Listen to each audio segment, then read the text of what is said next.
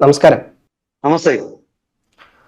Rare earth അപൂർവ ലോഹങ്ങൾ ഏറ്റവും കൂടുതൽ നമുക്കറിയാം ഏറ്റവും കൂടുതൽ ഉള്ളത് ഈ പറഞ്ഞ പോലെ ചൈനയിലാണ്. അതുകൊണ്ട് തന്നെ ചൈന ലോക മാർക്കറ്റിൽ ഈ ഒരു സാധനം പറഞ്ഞുകൊണ്ട് പലതരത്തിലുള്ള അവരുടെ അപ്പർ ഹാൻഡ് പലതരത്തിൽ കാണാറുണ്ട്. ഇപ്പം ഈ റെയർ ഇതുമായി ബന്ധപ്പെട്ട് ഇന്ത്യയുടെ ഒരു കമ്പനി, സ്വകാര്യ കമ്പനി ഒരു പ്രത്യേക മോട്ടോർ കണ്ടുപിടിച്ചു എന്നുള്ളതും അതിന്റെ പേറ്റന്റ് അവർക്ക് കിട്ടി എന്നുള്ളതും അപ്പം ഇങ്ങനെ വരുമ്പോൾ ചൈനയുടെ ഈ പറഞ്ഞ പോലെ റെയർ എർത്ത് അപൂർവ ധാതുക്കൾക്ക് അത്ര തന്നെ ഡിമാൻഡ് വരും ഭാവിയിൽ ഇല്ലാണ്ടാവുന്നുള്ളത് നമുക്കറിയാം. ചൈന ഏറ്റവും കൂടുതൽ കണ്ടുവെക്കുന്നത് ലോക മാർക്കറ്റ് അവരുടെ കീഴിലാക്കുക എന്നുള്ളതുകൊണ്ടാണ്.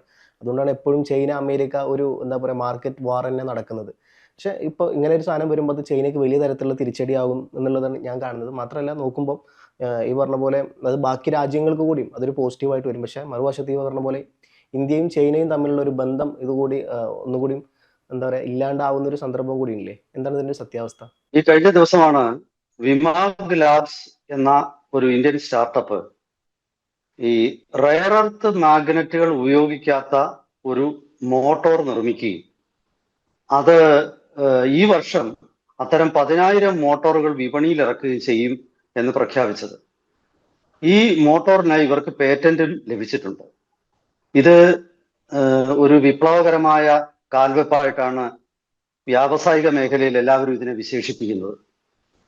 ലോകത്തിലെ റെയർ എർത്ത് അപൂർവ ധാതു നിക്ഷേപത്തിൽ വളരെ നിർണായക സ്ഥാനമുള്ള രാജ്യമാണ് ചൈന. ചൈനയിലാണ് റെയർ എർത്ത് ഡെപ്പോസിറ്റിന്റെ ബഹുഭൂരിപക്ഷവും. അത് മാത്രമല്ല, ഇന്ത്യയെ പോലുള്ള ഇന്ത്യക്കും റെയർ എർത്തൊക്കെ അത്യാവശ്യം നിക്ഷേപങ്ങളുണ്ട്. പക്ഷേ ഇത് സംസ്കരിച്ചെടുക്കാനുള്ള, റിഫൈൻ ചെയ്തെടുക്കാനുള്ള സംവിധാനങ്ങളൊന്നും നമ്മൾ ശ്രദ്ധിച്ചിരുന്നില്ല ഒരു കാലഘട്ടത്തിൽ. കാരണം ഇതിന്റെ മൂല്യം കുതിച്ചുയർന്നത് ഈ ഇലക്ട്രിക് വാഹനങ്ങൾ വിപണിയിൽ എത്തിയതോടുകൂടിയാണ്. ഇലക്ട്രിക് വാഹനങ്ങളിലാണ് മുഖ്യമായിട്ടും റെയർ എർത്ത് മാഗ്നറ്റുകൾ ഉപയോഗിക്കുന്നത്. ഇപ്പൊ രണ്ടു തരത്തിലാണ് ചൈനയുടെ മേൽക്കൈ. ഒന്ന്, പ്രകൃതിദത്തമായ റെയർ എർത്ത് നിക്ഷേപങ്ങൾ ചൈനയിലാണ് കൂടുതൽ. അത് സംസ്കരിച്ചെടുത്ത് അത് ഉപയോഗിച്ചുണ്ടാക്കുന്ന മാഗ്നറ്റുകളുടെ കാര്യത്തിലാവട്ടെ ലോക വിപണിയുടെ 94% നിയന്ത്രിക്കുന്നത് ചൈനയാണ്. അപ്പൊ ചൈന ഇത് തിരിച്ചറിഞ്ഞിട്ട് ചൈന ഒരുപാട് മസിൽ പിടിക്കാൻ തുടങ്ങി ഈ അടുത്ത കാലത്ത്. ചൈന പല രാജ്യങ്ങളിലോട്ടുമുള്ള റെയർ എർത്ത് നിക്ഷേപത്തിന് ഈ കയറ്റുമതിക്ക് പരിധി വെച്ചു. റെയർ എർത്ത് മാഗ്നറ്റുകളുടെ കയറ്റുമതിക്ക് നിയന്ത്രണങ്ങൾ ഏർപ്പെടുത്തി. അങ്ങനെ പല രാജ്യത്തെയും വ്യവസായങ്ങള് ബുദ്ധിമുട്ടി. ചൈനയുടെ ഇലക്ട്രിക് വാഹന നിർമ്മാതാക്കൾ ഈ അവസരം ഉപയോഗിച്ച് മുന്നോട്ട് കുതിച്ചു. അതൊക്കെ ചൈനയുടെ ഒരു തന്ത്രത്തിന്റെ ഭാഗമാണ്. ഒരു അഗ്രസീവായിട്ടുള്ള വ്യവസായവൽക്കരണത്തിന്റെ, അതുപോലെ തന്നെ ലോക മാർക്കറ്റ് പിടിക്കുന്ന പോളിസിയുടെയും ഭാഗമായിട്ട് ചൈന ഇതൊക്കെ ചെയ്തു. അമേരിക്ക പോലും ബുദ്ധിമുട്ടി. ഒരു റെയർ എർത്ത് അലയൻസ് ഉണ്ടാക്കി അമേരിക്ക, ഇന്ത്യ ഉൾപ്പെടെയുള്ള രാജ്യങ്ങൾ. അതായത് ഇന്ത്യയിലും ഓസ്ട്രേലിയയിലും ഒക്കെ റെയർ എർത്ത് നിക്ഷേപമുണ്ട്. ചൈനയുടെ അത്രയൊന്നും വരില്ലെങ്കിലും നമുക്കും ഉണ്ട്. അപ്പോ അത് ആ മേഖലയിൽ നിക്ഷേപം നടത്തിയിട്ട് അത് ഖനനം ചെയ്യാനും അതിൽ നിന്നും ഉൽപ്പന്നങ്ങൾ റെയർ എർത്ത് മാഗ്നറ്റ് ഉണ്ടാക്കാനും ഒക്കെയുള്ള മൂലധനം കണ്ടെത്താനും ഒക്കെ ആയിട്ട് അമേരിക്ക ഒരു അലയൻസ് ഉണ്ടാക്കി. ആറോ എട്ടോ രാജ്യങ്ങളാണുള്ളത്. അതിൽ ഒരു രാജ്യം ഇന്ത്യയാണ്. ഇന്ത്യയുമായിട്ട് ട്രേഡിന്റെ കാര്യത്തിൽ ഒരുപാട് അഭിപ്രായ വ്യത്യാസം ഉണ്ടെങ്കിലും അമേരിക്ക ഈ ഒരു വിഷയത്തിൽ ഇന്ത്യയായിട്ട് പൂർണ്ണമായിട്ട് സഹകരിക്കുകയാണ്. കാരണം ഇത് അമേരിക്കയുടെ ഇലക്ട്രിക് വാഹന വ്യവസായത്തിന്റെ ഭാവിയും കൂടിയാണ്. അങ്ങനെയുള്ള ഒരു സാഹചര്യത്തിലാണ് ഇന്ത്യൻ കമ്പനിയായ വിമാഗ് ലാബ്സിന്റെ ഈ കണ്ടുപിടുത്തം. അപ്പൊ പശ്ചാത്തലം ഞാൻ പറഞ്ഞു കഴിഞ്ഞു. ഇനി എന്താണ് ഈ മോട്ടോറിന്റെ പ്രത്യേകത എന്ന് ചോദിച്ചാൽ, ഈ മോട്ടോർ മറ്റു മോട്ടോറുകളിൽ നിന്ന് വ്യത്യസ്തമായിട്ട് ഇതില് യഥാർത്ഥത്തിലുള്ള മാഗ്നറ്റ് ഉപയോഗിക്കേണ്ട, പകരം വിർച്വൽ മാഗ്നറ്റ് ആണ്. നമുക്കറിയാം, ഈ സ്റ്റീലിലൂടെ ഇരുമ്പിലൂടെയൊക്കെ വൈദ്യുതി കടത്തിവിട്ടാൽ ആ വൈദ്യുതി അതിലൂടെ കടന്നു പോകുന്ന സമയത്ത് അതിനൊരു കാന്തിക സ്വഭാവം, മാഗ്നറ്റിക് നേച്ചർ അതിനുണ്ടാകും. വൈദ്യുതി ഓഫാക്കിയാൽ അതങ്ങ് നിൽക്കും. അപ്പോ അതിനാണ് ഇലക്ട്രോ മാഗ്നറ്റിസം എന്ന് പറയുന്നത്. ആ ഇലക്ട്രോ മാഗ്നറ്റിക് ക്വാളിറ്റി അത് ഈ സോഫ്റ്റ്വെയർ ഉപയോഗിച്ച് അത് ആ വൈദ്യുതി നിയന്ത്രിച്ച് കൃത്യമായിട്ട് അത്തരം മാഗ്നറ്റുകൾ സൃഷ്ടിക്കാമെന്നുള്ള ഒരു കണ്ടുപിടുത്തമാണ് ഈ വിമാഗ് ലാബ്സിൻ്റെത്. അത് പലരും പരീക്ഷിച്ച് ഇതെന്തോ ഇത്ര വലിയ കാര്യമാണോ എന്ന് ചോദിച്ചാൽ, ഈ സോഫ്റ്റ്വെയർ ഉപയോഗിച്ച് എംബഡഡ് സോഫ്റ്റ്വെയർ, അതായത് ഫേംവെയർ, അതില് ഈ മോട്ടറിന്റെ ഹാർഡ്വെയറിൽ തന്നെ ഒരു സോഫ്റ്റ്വെയർ സംയോജിപ്പിച്ചിട്ട് ആ സോഫ്റ്റ്വെയർ ഉപയോഗിച്ചാണ് കോപ്പർ കോയിലുകളെ ഇലക്ട്രോൺ മാഗ്നറ്റുകളായിട്ട് മാറ്റുന്നത്. അപ്പൊ ആ ടെക്നോളജി വന്നു. അതായത് വിർച്വൽ മാഗ്നറ്റ് എന്നാണ് പറയുന്നത്. ആ യഥാർത്ഥ മാഗ്നറ്റ് ഇല്ല. യഥാർത്ഥ മാഗ്നറ്റ് നമ്മൾ റെയർ എർത്ത് ഉപയോഗിച്ചാണ് ഉണ്ടാക്കുന്നത്. ആ റയർ എർത്ത് മാഗ്നറ്റ് വേണ്ട. പകരം ഈ കോപ്പർ കോയിലിൽ വൈദ്യുതി നിശ്ചിത അളവിൽ അതീവ കൃത്യതയോടുകൂടി വൈദ്യുതി കടത്തിവിട്ട് ഈ കോപ്പർ കോയിലിനെ ഇതേ മാഗ്നറ്റിന്റെ അതേ സ്വഭാവം ഉണ്ടാക്കിയെടുത്തിട്ട് ആ രീതിയിൽ ഒരു മോട്ടോർ പ്രവർത്തിക്കും. അങ്ങനെയുള്ള ഒരു ഈ ഫേം വെയർ എന്ന് പറയുന്ന ഒരു സംവിധാനം ഉപയോഗിച്ച് ഈ കൃത്രിമ മാഗ്നറ്റ് കാന്തിക സ്വഭാവം സൃഷ്ടിച്ച് മോട്ടോർ പ്രവർത്തിപ്പിക്കുക. അതാണ് ഈ കമ്പനി സാധിച്ചെടുത്തിരിക്കുന്നത്. അതിന് കമ്പനിക്ക് പേറ്റന്റ് ലഭിച്ചിട്ടുണ്ട്. അതാണ് ഒരു പ്രധാനപ്പെട്ട. അപ്പോ ഇതിനകത്തിലെ ഈ സാധാരണ മോട്ടോറുകളിൽ പവർ ട്രാൻസ്മിറ്റ് ചെയ്യുന്നത് അത് ബ്രഷ് അതുപോലെ സ്ലിപ്പ് റിംഗ് എന്ന് പറയുന്ന സംവിധാനങ്ങൾ മോട്ടോറിന്റെ ഭാഗങ്ങൾ ഉപയോഗിച്ചാണ്. പക്ഷേ വിമാഗിൻ്റെത് വയർലെസ് ആയിട്ട് വൈദ്യുതി അയക്കുകയാണ്. വൈദ്യുതി അങ്ങോട്ട് ഒരു കണ്ടക്ട് ചെയ്യാനായിട്ട് അതിന് പ്രത്യേകിച്ച് ഒന്നും വേണ്ട. അത് വയർലെസ് സംവിധാനത്തിലൂടെയാണ്. അങ്ങനെ അതൊരു വിപ്ലവകരമായ ഒരു സാങ്കേതിക വിദ്യ. സാധാരണഗതിയിൽ പണ്ടും ഇത്തരം മോട്ടോറുകൾ നിർമ്മിക്കാൻ പലരും ശ്രമിച്ചിട്ടുണ്ട്. ടെസ്ല പോലും ശ്രമിച്ചു. അമേരിക്കയുടെ ഏറ്റവും വലിയ ഇലക്ട്രിക് വാഹന ഭീമനാണ് ടെസ്ല. ആ ടെസ്ല ശ്രമിച്ചു. അതുപോലെ തന്നെ ലോകത്തിലെ ഏറ്റവും വലിയ വാഹന നിർമ്മാതാക്കളാണ് ജനറൽ മോട്ടോഴ്സ്, GM. അവര് ശ്രമിച്ചു, പരാജയപ്പെട്ടു. അപ്പൊ ഇവരൊക്കെ പരാജയപ്പെട്ടിടത്താണ് ഈ ഇന്ത്യൻ കമ്പനിയായ വിമാഗ് ലാബ്സ് അതിൽ വിജയിച്ചത്. അപ്പോൾ ഇതിലൊരു ചെറിയ രഹസ്യമുണ്ട്. ഈ വിമാഗ് ലാബിന്റെ ഉടമസ്ഥൻ, അതായത് അതിന്റെ സ്ഥാപകനായ മനീഷ് സേത്ത്, അദ്ദേഹം ഈ കമ്പനിയിലൊക്കെ ജോലി ചെയ്ത ആളാണ്. അപ്പോ ടെക്നോളജിയെ കുറിച്ച് വളരെ കൃത്യമായ ധാരണയുള്ള ആദ്യം വോക്സ് വാഗണില് ജർമ്മനിയുടെ വോക്സ് വാഗൺ പ്ലാന്റില്, പിന്നീട് ജനറൽ മോട്ടോഴ്സില്, അതിനുശേഷം ഫോർഡില്, എവിടെ എല്ലാം വർക്ക് ചെയ്ത ഒരു വളരെ പ്രഗത്ഭനായ എഞ്ചിനീയർ ആണ് ഈ കമ്പനിയുടെ ഉടമസ്ഥൻ. അപ്പൊ സാങ്കേതിക വിദ്യ അദ്ദേഹത്തിന് അപരിചിതമായ ഒരു മേഖലയല്ല. അങ്ങനെയാണ് അദ്ദേഹത്തിന് ഈ ആശയം കൊണ്ടും അദ്ദേഹത്തിന് കിട്ടിയത്. ടെക്നോളജി ഒരുപക്ഷെ അദ്ദേഹം ഈ പരീക്ഷണം വർഷങ്ങളായിട്ട് അവിടെ നടത്തുന്നുണ്ടായിരിക്കാം. ഇപ്പോഴ് അദ്ദേഹം ആ സ്വന്തമായ കമ്പനി കൊണ്ടുവന്നപ്പോഴത്തേക്ക് അത് പ്രാവർത്തികമാക്കി. എന്തായാലും ശരി, ഇതൊരു വലിയ വിപ്ലവകരമായ മാറ്റമായിട്ടാണ് കാണുന്നത്. കാരണം ചൈനയുടെ കുത്തക ഈ റയർ എർത്ത് അപൂർവ ധാതുക്കൾ ഞങ്ങളുടെ കൈവശം ഉണ്ട് എന്ന് കാണിച്ചിട്ട് അതിന്റെ കുത്തക ഇനി ലോകത്തെ ആരെയും ഒരു വാഹന നിർമ്മാതാവിനെ പേടിപ്പിക്കാൻ അവർക്ക് പറ്റില്ല.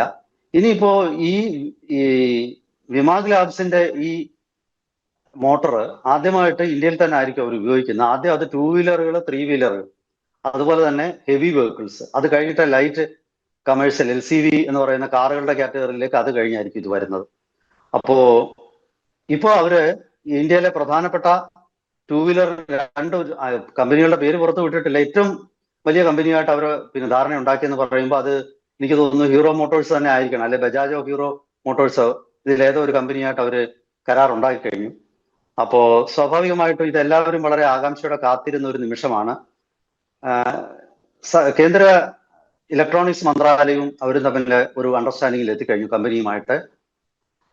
ആദ്യ വർഷം ഞാൻ പറഞ്ഞ പോലെ 10,000 മോട്ടോറുകളായിരിക്കും ഈ വർഷം ഒടുവിലെ മാർക്കറ്റിൽ എത്തുന്നത്.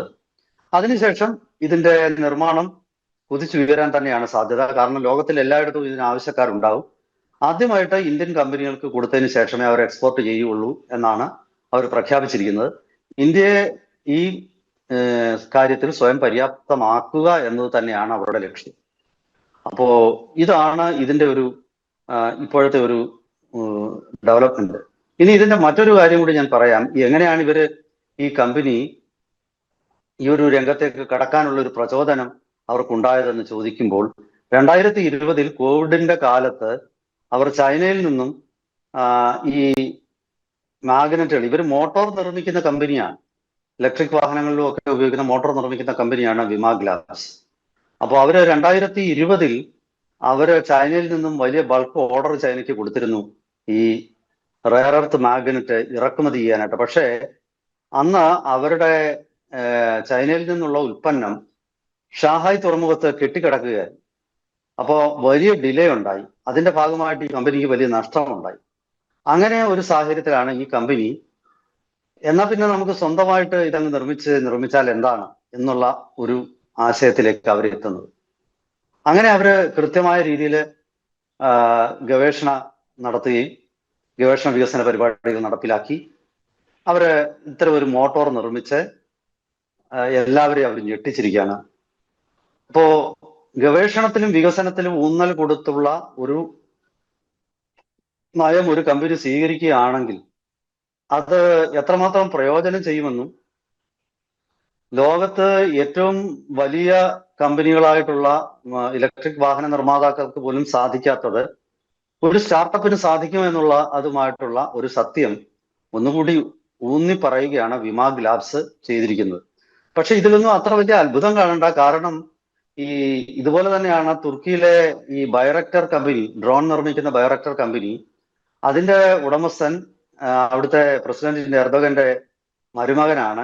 ഈ കക്ഷി പണ്ട് ജനറൽ ആറ്റമിക്സ്, US-ന്റെ പ്രൊഡേറ്റർ ഡ്രോണുകളും ഒക്കെ നിർമ്മിക്കുന്ന ലോകത്തെ ഏറ്റവും സാങ്കേതികമായിട്ട് ഏറ്റവും വലിയ ആഴമുള്ള കമ്പനിയാണ് ജനറൽ ആറ്റമിക്സ്. ആ ജനറൽ ആറ്റമിക്സിലെ ഉദ്യോഗസ്ഥനായിരുന്നു. അവിടുന്ന് തിരിച്ചു വന്നിട്ടാണ് അയാള് ബൈറക്ടർ ഡ്രോൺ നിർമ്മിച്ച് തുർക്കിയെ ഡ്രോൺ നിർമ്മാണത്തിൽ മുൻനിരയിൽ എത്തിച്ചത്. അപ്പൊ അതുപോലെ തന്നെയാണ് ഈ അമേരിക്കയിലും മറ്റു രാജ്യങ്ങളിലും ഒക്കെ ജോലി ചെയ്യുന്ന ഇന്ത്യക്കാരുടെ ഒരു ബുദ്ധിയും അറിവും അവരുടെ പരിചയ സമ്പത്തും പ്രയോജനപ്പെടുത്തുകയാണെങ്കിൽ ഗവേഷണ വികസന പദ്ധതികൾ ഇന്ത്യയിലും ഏറ്റവും മികച്ചതായിട്ട് ലോകത്തിലെ ഏറ്റവും വലിയ കമ്പനികൾക്ക് ഏറ്റവും റിസോഴ്സ്ഫുൾ ആയിട്ടുള്ള ക്യാപിറ്റലൊക്കെ കയ്യിലുള്ളവർക്ക് ചെയ്യാൻ പറ്റാത്തത് ചെറിയ തുകയ്ക്ക് നമുക്കും ചെയ്യാൻ പറ്റുമെന്നുള്ളതിന്റെ ഒരു ഒരു ഒരു തെളിവാണ് ഇപ്പൊ ഇവിടെ നടന്നിരിക്കുന്നത്. ഈ എന്തായാലും ശരി, ഇത്ര വേഗത്തില്, അതായത് ഒരു 3-3.5 കൊല്ലം മാത്രമേ ഇവർക്ക് അതിന് വേണ്ടി വന്നുള്ളൂ ഇങ്ങനെ ഒരു മോട്ടോർ നിർമ്മിക്കാനായിട്ട്. ചൈനയ്ക്ക് ഇത് സുഖിച്ചാലും സുഖിച്ചില്ലെങ്കിലും അത് പ്രത്യേകിച്ച് ഒരു പ്രശ്നമല്ല. ചൈനയുടെ താല്പര്യം അനുസരിച്ചല്ലല്ലോ ഇന്ത്യ വ്യവസായ നയം ഉൽപ്പാദിപ്പിക്കുന്നത്. തീർച്ചയായിട്ടും ചൈനയെ സംബന്ധിച്ചിടത്തോളം ചൈനയ്ക്ക് ഇതൊരു വെല്ലുവിളിയായിരിക്കും. പക്ഷെ ചൈനയും അടങ്ങിയൊന്നും ഇരിക്കത്തില്ല. ഇന്ത്യ ഇങ്ങനെ ഒരു മോട്ടോർ നിർമ്മിക്കുമ്പോൾ അവരുടേതായ രീതിയിൽ പിന്നെ മറ്റൊരു മോട്ടോർ നിർമ്മിക്കാൻ അവർ ശ്രമിക്കും. ഇന്ത്യക്കാൾ വില കുറച്ച് മാർക്കറ്റിൽ ഇത് എത്തിക്കാൻ ശ്രമിക്കും. ഇപ്പൊ ഇന്ത്യ നിർമ്മിച്ചിരിക്കുന്ന ഈ മോട്ടറിന്റെ ഇത് ഞാൻ ഒരു കാര്യം കൂടെ പറഞ്ഞിട്ട് നമുക്ക് ചർച്ച അവസാനിപ്പിക്കാം. റെയർ എർത്ത് മാഗ്നറ്റുകൾ ഉപയോഗിക്കാത്ത മോട്ടോർ പണ്ടും ഉണ്ടായിരുന്നു, അത് ആദ്യമായിട്ടല്ല. പക്ഷേ അത്തരം മോട്ടോറുകൾക്ക് വലിയ ഭാരക്കൂടുതലുണ്ടായി. റെയർ എർത്ത് മാഗ്നറ്റ് ഉപയോഗിക്കാത്ത മോട്ടോറുകളിലെ അതിന് വലിയ ഭാരക്കൂടുതലും അതിന്റെ ഔട്ട്പുട്ട് വളരെ കുറവുമായിരുന്നു. അപ്പോ അതാ ഒരു പരിമിതിയായിരുന്നു. റെയർ എർത്ത് മാഗ്നറ്റ് ഉപയോഗിക്കുമ്പം മോട്ടോറിന്റെ ഭാരം കുറയ്ക്കാനും അതിന്റെ ഔട്ട്പുട്ട് കുറച്ചുകൂടി വളരെ മെച്ചപ്പെടുത്താനും പറ്റി. അപ്പോ അതാണ് ഒരു ദൗർബല്യമാണ് ഈ വിമാഗ് ലാബ്സിന്റെ പുതിയ മോട്ടോർ പരിഹരിച്ചത്. അതായത് ഇപ്പോൾ നിലവിൽ ചൈന വിൽക്കുന്ന ഈ റെയർ എർത്ത് മാഗ്നറ്റുകൾ ഉപയോഗിച്ച് നിർമ്മിക്കുന്ന മോട്ടോറുകളുടെ ഭാരത്തേക്കാൾ കുറവാണ് ഈ വിമാഗ് ലാബിന്റെ ഈ വിർച്വൽ മാഗ്നറ്റ് എന്ന ഒരു പരിപാടിയിൽ അങ്ങനെ ഒരു സങ്കല്പത്തിൽ നിർമ്മിച്ച ഈ മോട്ടോറിന് ഭാരം കുറവാണ്. ഔട്ട്പുട്ട് നിലവിലുള്ള മോട്ടോറിന്റെ അത്ര തന്നെയോ അല്ലെങ്കിൽ അതിൽ കൂടുതലോ ആണ്. അപ്പൊ ചുരുക്കി പറഞ്ഞാല് കുറച്ചുകൂടി ഗുണമേന്മയുള്ള മോട്ടോറുകളാണ് വിമാഗ് ലാബ് നിർമ്മിച്ചിരിക്കുന്നത്. അപ്പൊ തീർച്ചയായിട്ടും ഇതിന്റെ ഒരു സ്കെയിലപ്പ് ചെയ്യണം പ്രൊഡക്ഷൻ എന്നത് മാത്രമേ ഇതിനിപ്പം പ്രശ്നമുള്ളൂ. അതായത് കൂടുതൽ മോട്ടോറുകൾ മാർക്കറ്റിൽ എത്തിക്കാൻ പറ്റണം ഈ ഒരു ടെക്നോളജി ഉപയോഗിച്ച് നിർമ്മിക്കുന്നത്. അതിൽ കൂടുതൽ ഇൻവെസ്റ്റ്മെന്റ് ഇപ്പോൾ തന്നെ അവർക്ക് പാശ്ചാത്യ രാജ്യങ്ങളിൽ നിന്നൊക്കെ വലിയ നിക്ഷേപ ഓഫറുകൾ വന്നിട്ടുണ്ട്. വലിയ കമ്പനികൾ ഇതിനകത്തിൽ പണം മുടക്കാൻ തയ്യാറായിട്ടുണ്ട്. എന്തായാലും ശരി, വരും ദിവസങ്ങളിൽ അവരുടെ പുതിയ മോട്ടോറുകൾ വെളിയിൽ എത്തുമ്പോഴേക്കും ഇതൊരു വലിയ സംഭവമായിട്ട് മാറും. ഈ മോട്ടോർ കൂടാതെ കസ്റ്റമൈസ്ഡ് ചിപ്പുകളും, അതായത് ഈ ഇലക്ട്രിക് വാഹനങ്ങൾക്ക് ഉപയോഗിക്കാൻ ഉള്ള സെമി കണ്ടക്ടർ ചിപ്പുകളും അവർ ഉൽപ്പാദിപ്പിക്കാൻ ശ്രമിക്കുകയാണ്. അങ്ങനെ ഇലക്ട്രിക് വാഹനങ്ങളുടെ കാര്യത്തിൽ ഒരു ആവാസ വ്യവസ്ഥ, ഒരു ഇക്കോസിസ്റ്റം ഇന്ത്യയിൽ ഉണ്ടാക്കാനും ഒരു സപ്ലൈ ചെയിൻ കൃത്യമായ രീതിയിൽ ഉണ്ടാക്കാനുമുള്ള ഒരു വലിയ ശ്രമം നടക്കുന്നു. അതിന്റെ ഭാഗമായിട്ടാണ് ഈ കമ്പനി ഇതെല്ലാം ഉൽപ്പാദിപ്പിക്കുന്നത്.